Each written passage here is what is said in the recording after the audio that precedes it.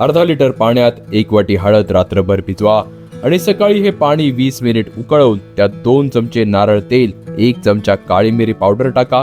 थंड झाल्यावर सुती कापडाने गाळून घ्या. आता आपल्याकडे 1 ग्लास हळदीचा प्युअर अर्क राहील. पण सर, या अर्काचा काय फायदा होतो? काय फायदा? हळदीतले कर्क्युमिन रक्त पातळ ठेवतं, 1 महिन्यात कोलेस्ट्रॉल कमी करतं आणि फक्त 8 दिवसात हाडांच्या वेदना थांबवतं. पचनाचे त्रास आणि अस्थमा मध्ये तर हे चमत्कार करतं. हा अर्क ब्लड शुगर तर एवढी झटपट कमी करतो की डायबिटीस वरचं मेटफॉर्मिन हे औषध पण त्याच्यासमोर फिक्क पडतं. सर, एवढे प्रचंड फायदे! मी तर आजपासूनच हळद पाणी चालू करते. मॅडम, हळद पाणी पिऊन तुम्हाला 0 फायदा मिळणार आहे.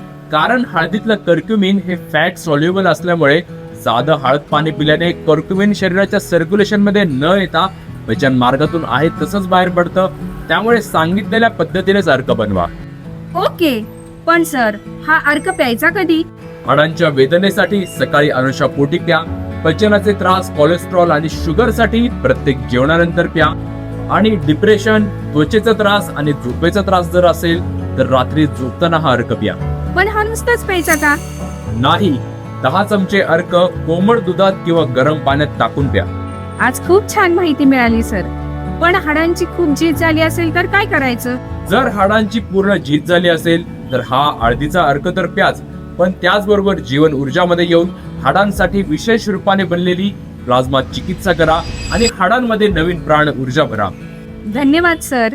धन्यवाद मला नाही, पहिलं धन्यवाद आयुर्वेदाला म्हणा आणि दुसरं धन्यवाद त्या जीवन ऊर्जाला म्हणा जे आपल्यापर्यंत हा व्हिडिओ घेऊन आले.